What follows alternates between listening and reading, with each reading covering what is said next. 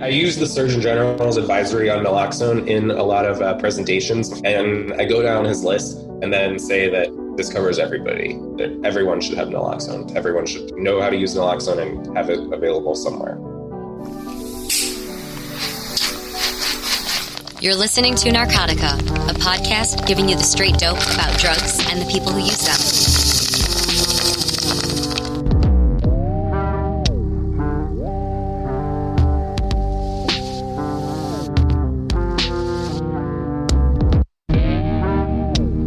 An opioid overdose can be a terrifying experience.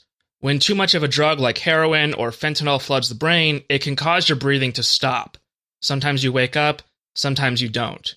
But there's a miraculous drug called Naloxone, or brand name Narcan, that can reverse an opioid overdose and save your life. I'm Troy Farah, and you're listening to Narcotica. Today we're going to be talking with Ryan Marino, an emergency room physician and medical toxicologist at Cleveland University Hospitals. We're going to be talking about naloxone, one of the most important drugs on the planet. Ryan, welcome to the program. Hey, thanks for having me. Also in the studio today, we've got Christopher Moraff and Zachary Siegel. Say hi, guys. Yo, hello. Hi, guys. There's a lot of ground we want to cover today, such as drug-related disinformation on social media and myths about naloxone and why these lies, which are sometimes perpetuated by mainstream media outlets, are so dangerous. But before we get into that, in case people stop listening here, we kind of want to let you know where you can get naloxone online. We have a link in the show. Zachary wrote this really great article for Vice on how to get naloxone. You can also go to naloxoneforall.org. If you ever need it, you should have it on your hand. I consider it like a fire extinguisher. Everybody should have it in their home. You never know when you might need it. Yeah, I've always got some in my bag whenever I go out. Got some in the car, everywhere. Yeah, I have it in my work bag, my car, my house. Yep, same. Absolutely. So naloxone, Narcan, Evizio, whatever it's called, it's a competitive opioid receptor antagonist. What that means is that it quickly binds to opioid receptors in the brain. It basically kicks out morphine or fentanyl molecules out of the receptor, stopping the overdose. People coming out of it can kind of be shocked, gasping for air, a little surprised. We'll get into this. There's this myth that people coming off of naloxone will just attack you, and that can prevent people or discourage them from reversing an overdose. We can talk about why that's so stupid to think that. That is one of the many hills that Ryan dies on Twitter. Well, Ryan, if I could start with that, I mean, I've seen dozens of reversals, and I've never actually seen that happen, except for the night that they were reversing people that were on synthetic cannabinoid-laced fentanyl heroin. So I think what was happening was they were withdrawing the feel-good part that was maybe soothing them a little bit and leaving them with nothing else left. And there was some violence, but is that ever typical in your field? I mean, but once they get to the emergency room, because mine are usually peer-to-peer, reversals. No, it's not. I mean, I have personally been involved in hundreds of reversals of opioids at this point with Narcan. I mean, sometimes people are combative people in general. It has nothing to do with the Narcan or not, but I mean, I could count on one hand the times when it's been a problem.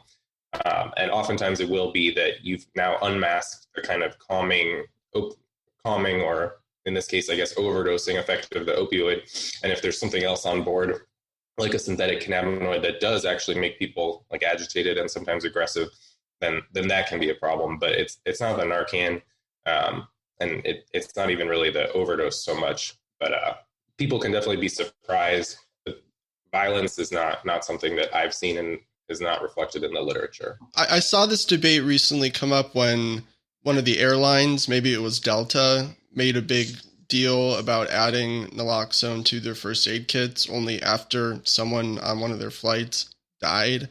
And on Twitter, rarely people outside of our bubble are commenting on these issues, but so many people who are replying to these headlines about naloxone and Delta and airlines, they were all being like, well, what if someone wakes up and threatens all the other passengers? And it was fucking idiotic, but this stuff is really, it's just a perfect example of how this kind of disinformation is actually harming people. Because if you think someone waking up from an overdose with naloxone on a plane is going to like bring down the plane. Well, you're not going to have naloxone on the plane. And it's just utterly bird brain to like think that that's going to happen. Yeah, I remember that incident where someone died on a commercial flight was kind of a big Matchbox powder keg moment in terms of this specific myth. And people did kind of go crazy on social media spreading that rumor. None of it was based on any actual events. It's all kind of like hearsay, secondhand. This is something I was taught by someone else who heard it from someone else that one time this happened. And I mean, there was an incident kind of recently where someone who had an overdose was revived. They also happened to be like a violent criminal and had multiple guns on them. And I think they ended up shooting a fireman like sometime later. And this was kind of put forward both on social media and in the actual media as somehow related to the overdose reversal, when it was really just an issue with kind of violence in general, and like guns and lack of scene control. But yeah. I wrote an editorial about this, the debate after the Delta death, and did a pretty deep dive into like the medical literature, because naloxone's been around for decades. I mean, it gets used every day in kind of anesthesia care for people who get a little too much opioids during surgery or after surgery. And there's just no evidence that there's any increased risk of aggression, violence, or anything like that. I'd like to comment on what you said about scene control. That's so important. In Philadelphia, if a peer is doing a reversal and the police come, they stand back, they watch, they observe, they don't do a warrant check. If you're in a community where you know the police are going to come, search your pockets, check you for warrants, you know, those kinds of decisions can shape the way, a reversal is viewed by somebody that's, just been reversed. They might run, they might do a million things. I would commend the Philadelphia police for doing that. I mean, the only time I ever actually reversed somebody, the police came, saw we had the scene under control, and stood there and smoked some cigarettes with the EMTs until we finished up. And nobody got arrested. There were definitely people in the lot with drugs.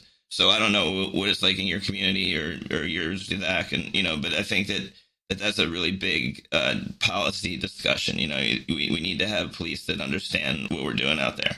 Yeah, and that's such an important point. I mean, certainly not into recently, but years ago, especially when this was kind of all starting, I have seen people kind of slam a lot of Narcan in, kind of use derogatory terms to talk to someone, or kind of like rough them up a little bit in kind of the pretext of waking them up from the overdose. And that whole kind of attitude, the way we treat people, is obviously going to influence how they wake up.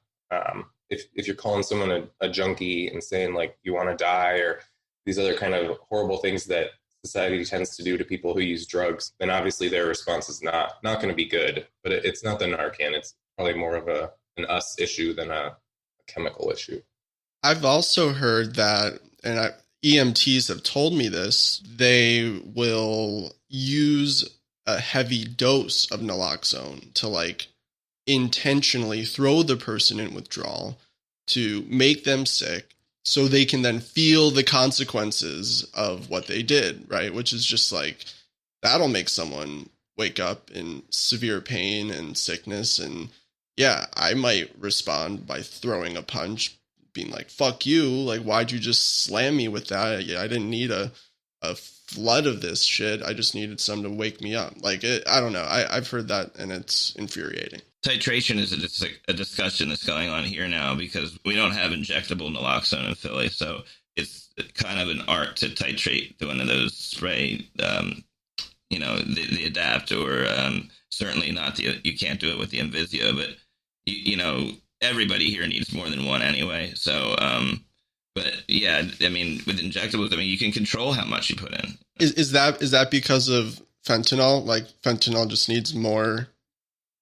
A higher dose. And Ryan, do you want to talk about some, there's another whole myth that fentanyl is too strong for naloxone, so we need a better antagonist? Yeah, so it seems like some of these more potent opioids will need a little more naloxone. It's usually not anything crazy, which is kind of the rumor going around that people need 10, 20 doses of Narcan. If someone ever gets even 10 milligrams of Narcan, which the nasal spray is 4 milligrams. So, giving 2 nasal sprays is probably reasonable, and that definitely can be justifiable. But in these other cases, it means someone needs something more than Narcan. There's something else going on.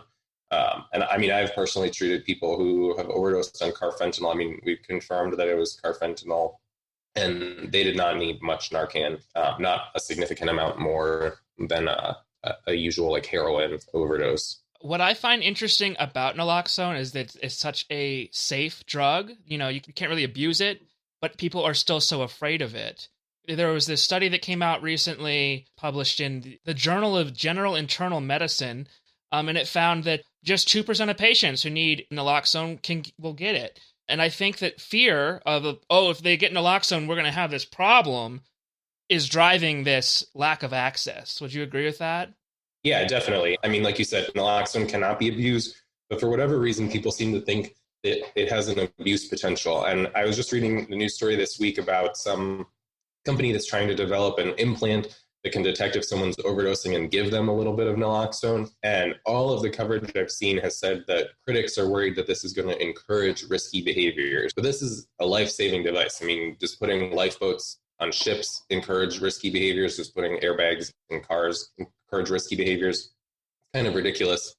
And it all kind of goes back to a very flawed single paper that, to my knowledge, has never actually been published in any peer-reviewed format, discussing this concept of a moral hazard for naloxone, where the implication is that because people have an antidote and a way to not die, it'll encourage them to kind of go to the brink of death just so they can be brought back, which, I mean, is kind of like the plot of the movie Flatliners, and it is kind of stupid if you think about it. I don't think anybody wants to risk death. That's not how drug use even works. And like I said, it was only this one paper that kind of has snowballed, was picked up by every news source, and is now kind of part of the like popular narrative on naloxone, when there's a lot of other much better evidence out there that says the opposite.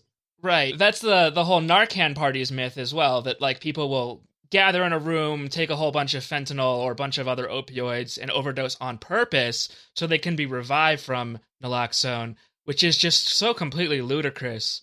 Nobody wants to go instantly into withdrawal from opioids, which is what naloxone basically does. Yeah, and so for the people that they would be kind of implying would chase these higher highs and kind of risk death, those are the people who are at risk for most withdrawal symptoms. And yeah, withdrawal is miserable. Opioid withdrawal is, I mean, one of the most miserable conditions I can think of for someone to go through in terms of like medical conditions. It's very unpleasant. Like everything in your body hurts. You got fluids coming out of every orifice. So I don't think anyone would wish that upon themselves. I've never seen anybody more than even a little wobbly still. I mean, maybe the fentanyl, I mean, full-blown withdrawal. I mean, I know it takes a bit of time to kick in. About how long would you say from reversal to precipitated withdrawals, or would you be talking about? You know, I've spent 20, 30 minutes and people still seemed like they were dipping out, you know? For the nasal spray, the peak effects, I think, don't occur till around like 30 minutes or so. And I think most of the time, I mean, even the 4 milligram nasal spray is a dose that shouldn't precipitate withdrawal in a lot of people. It's not too much. Whereas slamming intravenous naloxone definitely makes people a lot sicker and is a lot quicker.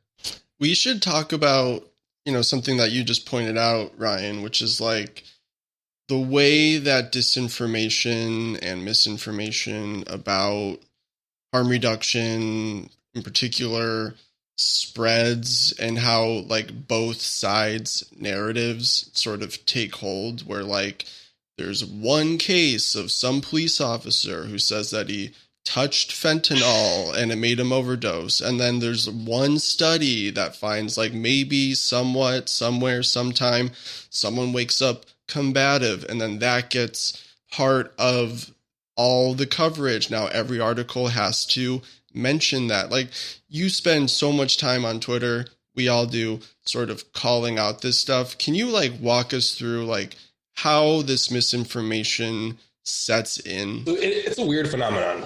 For all the advances we've made in like technology and having everything available at our fingertips, I feel like disinformation is kind of at a higher level than I would have expected.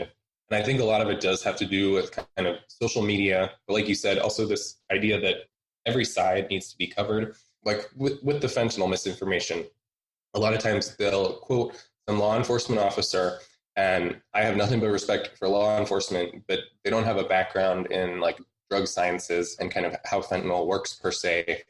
And it's like, if I went to the mechanic and I told them how to do their job, it just doesn't really make sense. And for whatever reason, this kind of just gets put forth. No one seems to question it. No one seems to fact check this. And I do have a feeling that it is specifically related to drugs, because I mean, if someone said there was plutonium at a scene, I mean, no one would ask the police officer down the street to comment on how plutonium works.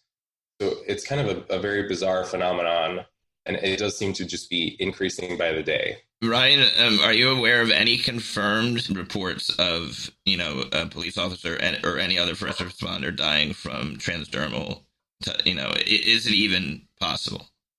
It is not possible for all intents and purposes. And as a disclaimer here, I mean, nothing is like 100% in this universe. So if someone wanted to take fentanyl powder, mix it up into a solution, maybe even add some heat, seal it against their skin, then yeah, that'll absorb at some point. It'll take hours. And at that point, it's definitely not an accidental exposure. For someone to just touch, I mean, these very small amounts, it's the amount someone would be injecting, whereas the kind of amount you would need to absorb through your skin is probably 10 or 100 times the amount you would need to inject. There's just no way that this is ever going to happen. And of all these reports, not a single one has ever been confirmed. It's very easy to detect even this tiniest amount of fentanyl in someone's system. The reports where someone has actually died, and I think there have been a few cases where law enforcement has died and there's been a concern. It ended up that they were actually using drugs, which goes to show kind of, I mean, substance use is something that affects everyone, and law enforcement isn't immune. But again, I mean, of all these stories, the thing that strikes me the most is that most of the time the symptoms aren't even consistent with an overdose. It'll be really non-specific stuff like tingling or heart racing. And I mean, sometimes it'll be like rapid heartbeat, rapid shallow breathing, kind of things that are totally the opposite of what opioids do, actually. Those are like the symptoms of panic. Yeah. The one thing I can say is that it's definitely not opioids. And for whatever reason, people keep saying that it is, and it keeps getting printed. And these stories are all still on the internet, and none of them have really been corrected. People post them on Facebook, wherever, and share this information. And every time there's another one, people are sharing this. People are warning their neighbors to wipe down shopping carts and not go to public pools. It's really just kind of spiraled out of control and taken on a life of its own. Yeah, and I think like it's so hard to like nip this stuff in the bud. That's why I think what you're doing on Twitter is so important. As soon as these things start getting traction, like you're there, and then 10 of us start backing you up and commenting and replying. And like there is like a mobilized force of us out there who are combating this stuff. But like most people reading like WGTV news site or some random Arkansas local thing, like they're not on Twitter. They're not following us. They have no idea that we're all sort of screaming that this is wrong. And so it's just like, I don't know how to reach those people. Like we're all sort of bubbled out, but there's so many Facebook shares. Like I don't go on Facebook at all, but like things get shared way more on Facebook than they do Twitter. It's like the solutions to this problem seem just like unfathomable. Yeah.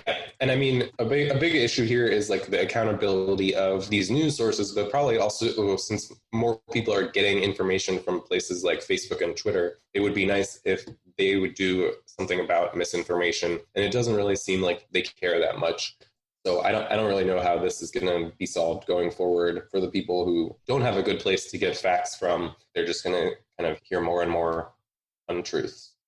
Maybe it doesn't really matter. Those aren't the people that are going to be doing reversals anyway. Police, perhaps, but, if you're using among others, it's going to be your peers, most likely. It's the average, like, TV news watcher just is kind of, like, this is all just a sideshow to their life for the most part. A lot of times, I think police are also just careless with stuff. They open it up, a bunch of powder flies out.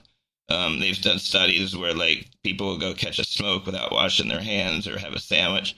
There's a lot of ways that materials can be ingested. Yeah, and I think that's concerning for a lot of other reasons. I'd be more concerned about, I mean, God knows what else is out there. but not even drugs per se, for people to just be touching unknown powders, unknown substances without wearing gloves, without washing their hands, kind of raises some other concerns that are not related to opioids and the fentanyl issue we have. That's another thing. I mean, with social media, people just don't like to hear anything that challenges them, and kind of this anonymity and like 24/7 availability of it makes them maybe feel like they're kind of the expert. I mean, I think look at like the anti-vaccine movement. These people are just like sitting at home reading blogs and then arguing with like people who are designing vaccines on social media as if they're from the same footing. It's kind of crazy.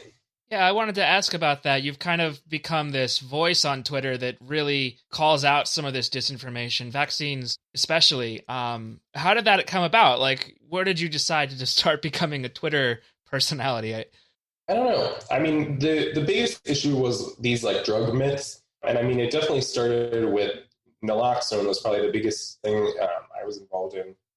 Because especially at the time, I mean, I still am very pro naloxone and I'm trying to encourage it. But several years ago when all of this started, I was trying to encourage naloxone use and working on a study through multiple emergency departments to try to get doctors to prescribe more naloxone, and was finding that a lot of them kind of believed myths or had these really kind of crazy and false beliefs. And so just trying to target this at the source. I mean, I've seen a lot of these issues in real life. I've seen people not get resuscitated because people are scared that they can overdose just by being near someone who overdosed. I've seen that have very real and adverse outcomes. I've seen kids who were very sick, whose parents were anti-vaccine.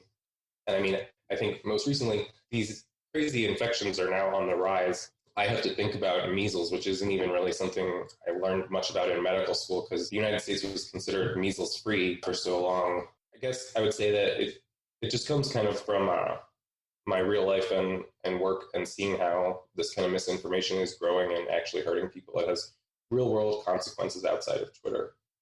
Ryan, you may have mentioned where you're from, but where are you from exactly? So I'm from outside of Cleveland originally, but I spent a large chunk of time in Pittsburgh, right? Yeah. We both come from cities then that have sort of like robust harm reduction, and I may be skewed by that, like in the sense that like I've never seen anybody afraid to touch a person who's overdosing. I mean, it's just one of the drawbacks and I guess benefits of Kensington and Philadelphia is that you see the real deal a lot, and you kind of like, you know, everybody knows what's going on. And, you know, I guess I can't imagine a backwater somewhere where naloxone would be considered like a dangerous substance. It's counterintuitive to me from, you know, where I sit. You know. People's naloxone even gets like seized by police, like outside of like Chicago where I am and Philly and like all these hubs. This stuff is totally viewed from like an alien's perspective. Like people really, really just believe in the dumbest shit about this. Yeah, I've actually heard that it's been considered drug paraphernalia before. Yeah, in Arizona, I knew somebody who got arrested for having naloxone because it was an intramuscular syringe with it, and he had nothing else, and he got pulled over. You know, but he got arrested because he had syringes and it was in naloxone, and the police were like, "What the hell is this?" And so the syringe access program that I was a part of had to contact the police chief and be like, "What the hell are you doing?" Yeah, fentanyl test strips are still considered paraphernalia here, but nobody's ever been arrested for him, I don't believe. So, like outside of Chicago, the Chicago Recovery Alliance distributes tons of syringes and naloxone, like all over the Midwest, and like in Southern Illinois, people get caught with syringes or Narcan or IM syringes that Chicago Recovery Alliance distributes, and people who work for CRA will like show up to the court dates and testify on behalf of their participants in some like random small county in Illinois and try to like convince the judge that like this is ridiculous and that they literally gave this person the thing that they got arrested for. And like, yeah, like Troy was saying, like these harm reduction groups that do whatever they can to get whatever people need, like go above and beyond to try to get people out of trouble and make sure that they have what they need. Yeah, and so we have these obviously not great laws. And so I mean, I don't want to get too deep into like my personal opinions on drug laws, but considering naloxone or test strips be some sort of criminal substance or paraphernalia is clearly ridiculous. But I think, I mean, that in itself kind of relates to this misinformation that we have. And it probably all stems from kind of our societal beliefs about drugs that are all derived from like propaganda and misinformation and maybe like religious moralization, where we view this as totally different than kind of any other situation for no good reason at all. Yeah, I'm working on a piece now about recovery and medical assisted treatment and medication assisted treatment, where like even progressive, drug reformers think we just need to get people to the point where they're just well. If they feel good, we've gone too far, and I think that's been something that's kept a lot of people on getting Suboxone strips and still selling them for dope here, because it's okay to want to feel good and also be safe, and I think that's a message that should be spread more. Yeah, and if you're talking about something that gets a bad rap, I mean, medicines for opioid use disorder like Suboxone or buprenorphine and methadone, I mean, are even beyond kind of the rap that naloxone gets. I can't tell you how many people will tell me that they don't want to just be on another drug, or people will say that it's replacing one addiction with another. I mean, these are literally medicines. There's decades of evidence backing their use. They're no different than medicines for other things, other than the fact that it's treating drugs. And we have all these kind of weird biases against drugs. Methadone, like if you look at it, it's one of the most studied drugs like on the planet.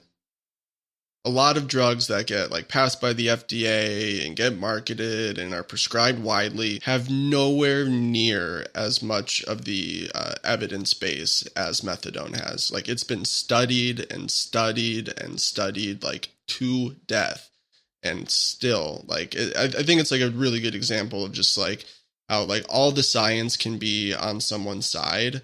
And that what really matters, though, is the perception, is the politics, is ideology. Like that constantly is weighed against decades of like pristine medical literature. Yeah, it's all about public perception. And even misinformation. There's no contraindication against prescribing buprenorphine and a benzodiazepine together, but there's lots of doctors that will, cut you off or won't do it, or there's a belief that, it's just going to be fatal right off the bat. And like, that's definitely not true. Yeah, especially if, I mean, the thing people miss with that, which I mean, even like professional associations put that recommendation forward, which is kind of disappointing. But if you're giving someone buprenorphine, I mean, theoretically, you're replacing like heroin or some full agonist opioid that has a very high risk of overdose. And so if they're taking benzos and heroin, would that be safer than buprenorphine and benzos is just kind of the question that I always ask. And I don't think people think of those things. There's just the stigmas there, and there's no getting around it. Since we're on the topic of buprenorphine, sometimes it comes mixed, formulated with naloxone in it. That's usually called Suboxone. Does that actually prevent abuse? I mean, I've heard some arguments that like, that's what it's supposed to do. Naloxone is not active orally, so if you take the pill, the buprenorphine should work as prescribed. But if you were to inject it, allegedly it won't provide a high. Is that true? Yeah. I mean, I can't speak to why this was developed, but I think the reason behind it is to try to prevent people from injecting. And so naloxone through your like GI tract has pretty minimal to almost no absorption. So if you take it either sublingually or in your cheek, whatever, then none of the naloxone should get absorbed, but you still get all the buprenorphine gets absorbed. And I am not a fan of these kind of like gotcha formulations of drugs where we're just trying to prevent people from doing whatever. And I mean, in this case, injecting Suboxone. And I've been told by people that there are ways to get around this. But I do think, I mean, in this case, I've seen, I mean, the alternative, there's plain buprenorphine formulation. And when people inject like crushed up pills, there are a lot of complications and it's not great. So, I mean, I'm kind of on the fence. I don't want to trick people. I don't like this gotcha mentality. But on the other hand, I mean, buprenorphine, because it has so much street value, because it's not being prescribed, and almost all of the time it's being used to kind of treat withdrawal, treat addiction. But there are going to be people who inject crushed up pills and stuff, and there can be really bad complications from that as well. Well, I feel like, and this is something I've encountered, that number one, the naloxone with buprenorphine doesn't actually prevent some people from injecting it. They'll just do it anyway. They'll do more of it. And also, It's a way of extending patents. Like the FDA is considering right now adding abuse deterrents to stimulants like Adderall. And it seems like that's just a way for Big Pharma to keep cashing in on these chemicals that you can't patent. They're not copyrighted. I was going to say, definitely, I'm more cynical than that. I think it was like a calculated decision to make money because you had 2 off-patent drugs. And like Ryan said, I mean, every doctor I've spoken to says the window on the naloxone is only about 20 minutes like in it. And, you know, the buprenorphine, people here used to like let the buprenorphine dissolve and then spit, thinking they were getting rid of the naloxone. You know, I mean, it's the bupe that pushes the receptors off anyway. The naloxone is completely unnecessary. That is a really good point, because the buprenorphine has a much higher affinity for the receptors. So is the naloxone really even going to have an effect? They're both competing. It's a pretty small dose of naloxone. I can't really say that they would probably, the effect would probably not be too appreciable. There are definitely ways around it. People definitely get around it. And yeah, it probably is a lot of this kind of pharmaceutical game playing, I would say. I mean, it's something that sounds good to like the public. It sounds good to board members, probably, if you're saying these are abuse deterrents, quote unquote. But yeah, there's probably something else going on. Yeah, I think I've looked into this. It's definitely a mix of both of those. Like on the one hand, it looks good that there's naloxone in it and it's a more palatable, better, safer option than methadone. And like in some cases, like that's just true. Like buprenorphine is harder to overdose on than methadone. And the naloxone is really like not a factor in that. And then in terms of like the pharmaceutical industry maneuvering, I think insulin's a really good example of this. Like insulin was sold by the University of Toronto researchers who made it for $1. Like they wanted to make sure that no matter what, that the drug that they discovered would be accessible to everyone. And they literally made $1 each off of it. Like I think they all got literally $1. And then now what like all these companies do, they tweak it, they make a new device, like they do all these little things to just completely jack up the price. And that's definitely partially the reason why insulin is so expensive now. And also, I don't know, Ryan, how much you know about this, but the price of naloxone is just fucking going up and up and up and up. Yeah. I mean, I think that's probably, I mean, besides like biases and stigma aside, the biggest barrier to getting naloxone everywhere is just the cost. And I mean, the injectable form is pretty cheap. It's been generic for a long time. This nasal spray, I mean, was developed to kind of combat this overdose problem we were having. And it was designed, I mean, so that even like an untrained child could use it literally. And now here we are, it's not really available to anyone who can't afford it. And the generic version has been approved by the FDA. It's yet to hit the market. So I'm hoping that will kind of improve things here.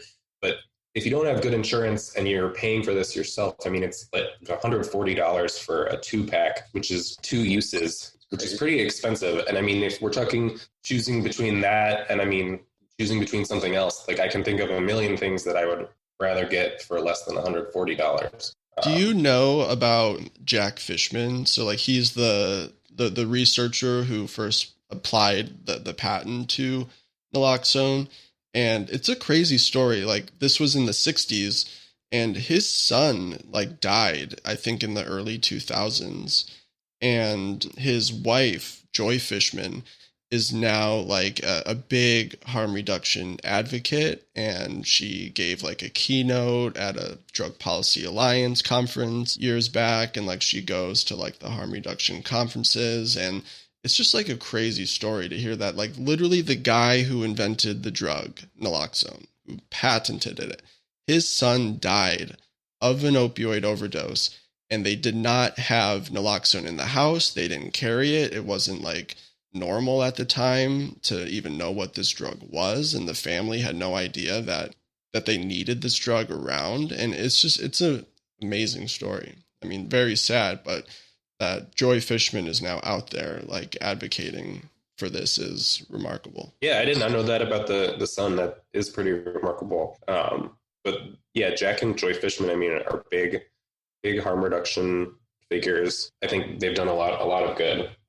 If I could turn the conversation a bit to toxicology, you're in Pittsburgh. You were in Pittsburgh, so you would be seeing probably a very different set of analogs than we are out here, closer to Ohio's issue, I would think.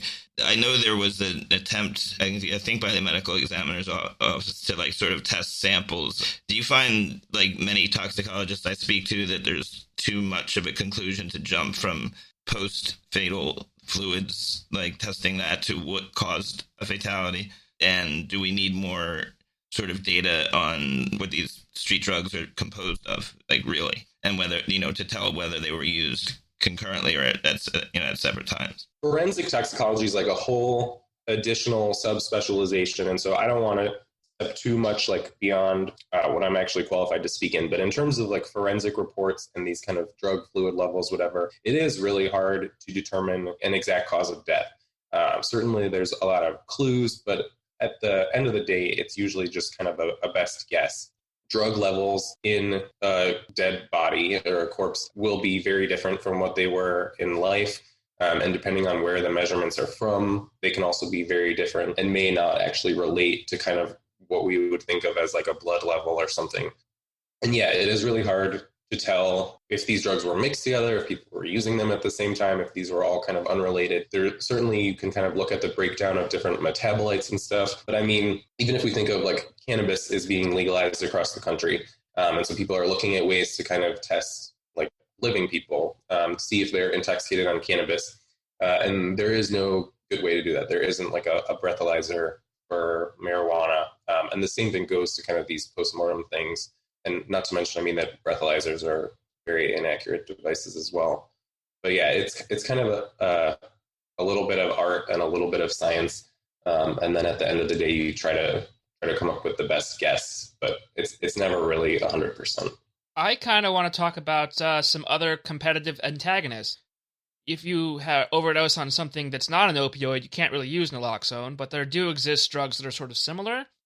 There's flumazenil for benzos, and there's another one called RO15-4513 for alcohol. But there really isn't one for stimulants yet, if I'm correct. And we're hearing all these reports of like the fourth wave of the overdose crisis. It's going to be more stimulants. People are taking meth and cocaine more.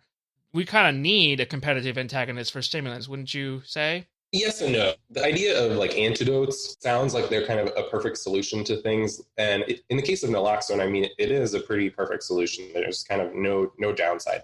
But for like flumazenil, which is the one for benzos, does have pretty significant side effects. And I mean, one of the big risks is that if you reverse benzos in someone, I mean, you can cause seizures. And I mean, while opioid withdrawal is really miserable, benzo withdrawal is actually like pretty severely life-threatening and can be life-threatening pretty quickly. And the same could be said for alcohol. For like a benzo overdose, I mean, people are going to be sleepy. They might be totally unresponsive, but almost all of the time, if it's just benzos, I mean, there's no reason someone would not be breathing. And so I don't really see any reason to reverse that overdose because they'll probably be fine. They just need to clear it out. And in terms of stimulants, it would be nice, I guess, if there was like a perfect way to kind of reverse them. And we have some drugs that can kind of do similar things. I mean, like clonidine, which is oftentimes used for opioid withdrawal, even though it has no effect on opioid receptors, does actually work on kind of similar receptors as stimulants and has kind of the opposite effect. Xanax works quite well from experience. Yeah, and that was the next thing I was going to say is honestly, the big toxicity from stimulants is people get so much of this like overdrive in your body. And if you give them some sort of downer, like a benzo, then you can kind of mitigate all of these effects. And the reason people die is, I mean, certainly you can have bad things like heart attacks and strokes and stuff just from like your blood pressure and your heart rate going up. But more often than not, I mean, it's their body temperature rises. They're having like muscle hyperactivity. You get like muscle breakdown, proteins in your blood that then give you kidney damage. People get dehydrated, these kind of things. And that's all pretty preventable with just kind of good sedation, like monitoring people's temperature. So again, it's going to be an issue of like people not using alone, kind of being able to seek treatment. There are kind of, I guess, some, I don't know if antidote is the right word, but yeah, clonidine. There's an IV version of basically the same kind of drug as clonidine called dexmedetomidine that is pretty close to an antidote, I would say, for things like cocaine, meth, other stimulants like that. This reminds me of, and maybe what I'm about to say isn't quite in line with what you're talking about, Troy, about like sort of, looking for antidotes and solutions, but something that always sounded to me as like a kind of dumb avenue for research is the like heroin vaccine or something like that. Like, do you know anything about that, Ryan? Like the hunt for a vaccine for heroin addiction?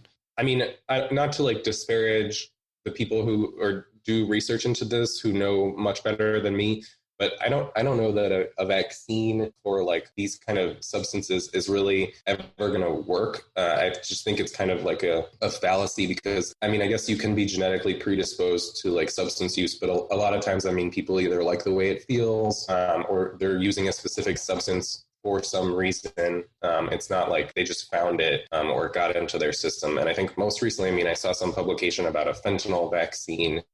And it seems to me like there are much better avenues we could be pursuing, like getting more naloxone out there instead of vaccinating mice for fentanyl or whatever. Yeah, like I've just seen so much money poured down this hunt for a vaccine, and I don't want to like disparage the pursuit of knowledge and science, but to me, where I reacted to learning about this right away was just that like it seems to be operating off of different assumptions about addiction than maybe I have. Like, I think addiction sort of along the lines of like Maya Solovitz or Mark Lewis, that there's like neurodevelopmental and environmental processes going on. And of course, there's like some genetic component, like whether your body likes the feeling or not, like that's, has a lot to do with your sort of biological constitution, right? And then, but what And I think that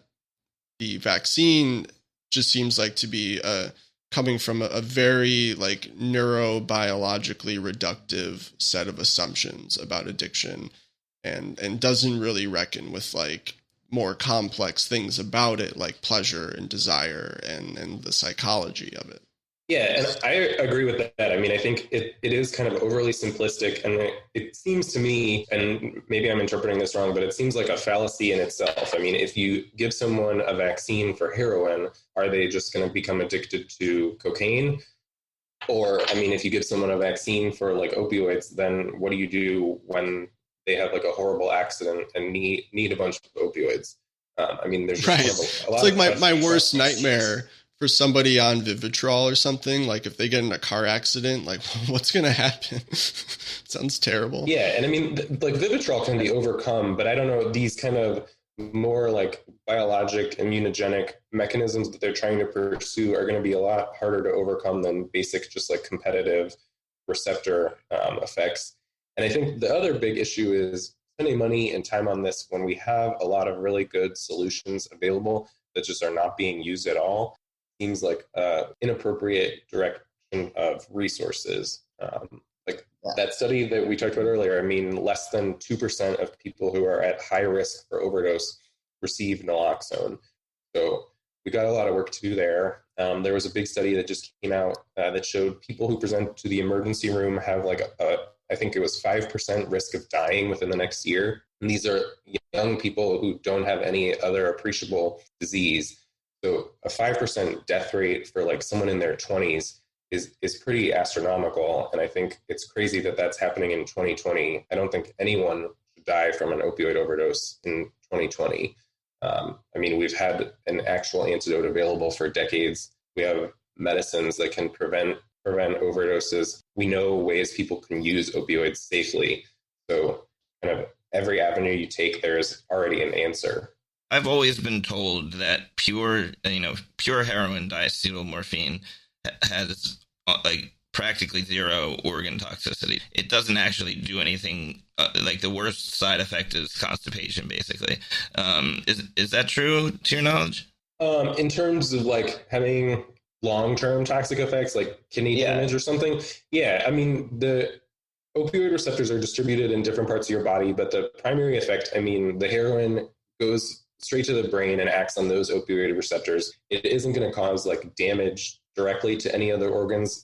Definitely you can get like pretty severe constipation. And I mean, that can actually have pretty significant consequences in some rare cases. But the only true kind of like organ damage or long-term effects, I mean, are going to be from an overdose, from someone not having oxygen, or from them like laying on the ground so long that their muscles start to break down and give them kidney damage, or just from like the associated transmission of kind of like bloodborne diseases, because we don't have syringes available to everybody.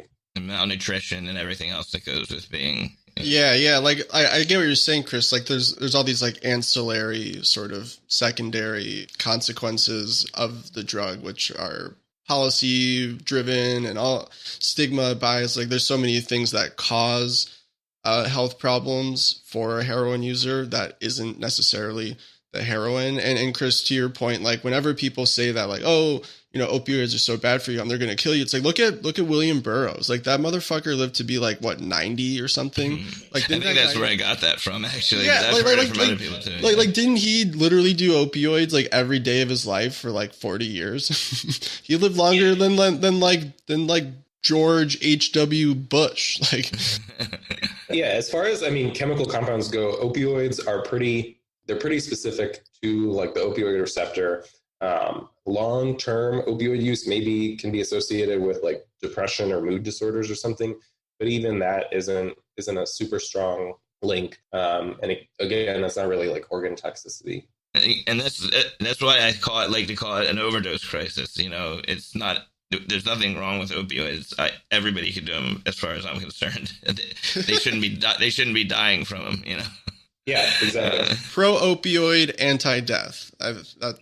Yeah. So the Surgeon General, Jerome Adams, you know, he's whatever, but he did come out and make a public statement not too long ago, and he said, quote, "For patients currently taking high doses of opioids that are prescribed for pain, individuals misusing prescription opioids, individuals using illicit opioids such as heroin or fentanyl, healthcare practitioners, family and friends of people who are having an opioid disorder, and community members who come in contact with people at risk for opioid overdose, knowing how to use naloxone and basically keeping it within reach can save a life." I think that criteria basically covers everyone, and I think that anyone who's listening to this should get naloxone. We should have it co-prescribed with every opioid prescription. It should be in every first aid kit, and we should basically be flooding the streets with this shit. Yes, I second that. And I use the Surgeon General's advisory on naloxone in a lot of presentations, and I go down his list and then say that this covers everybody, that everyone should have naloxone. That should just have been the Surgeon General's advisory, is everyone should know how to use naloxone and have it available somewhere. Yeah. Thank you, Ryan, for coming on. This has been a treat. Yeah, it was my pleasure. Thanks, guys. You can follow Ryan Marino on Twitter at Ryan Marino, Marino like Marina with an O. And we'll have links to how to get naloxone in the show notes and more information. All right, bye, everyone.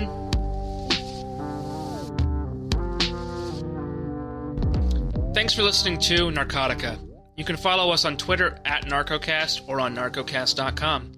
We're on all the socials as well: YouTube, SoundCloud, Friendster, Club Penguin, whatever. Narcotica is an independent production by Christopher Moraff, Zachary Siegel, and myself, Troy Farah. Our co-producer this episode was Garrett Farah. Our theme music is by Glassboy, and additional music is by Chad Crouch. Narcotica is an ad-free program, and we want to keep it that way. So thanks so much to our patrons who help us keep this program free from corporate influence. We couldn't do it without you. If you like the program, you can join dozens of pro-drug advocates on our Patreon. Supporters get early access to episodes, and we're working on other perks as well. Thanks for making this program possible, everyone. If Patreon isn't for you, and no judgment, you can help us get the word out. Give us a rating wherever you get your podcasts. We're on Spotify, Stitcher, iTunes, you name it, and tell all your friends. That's all for now. Take care.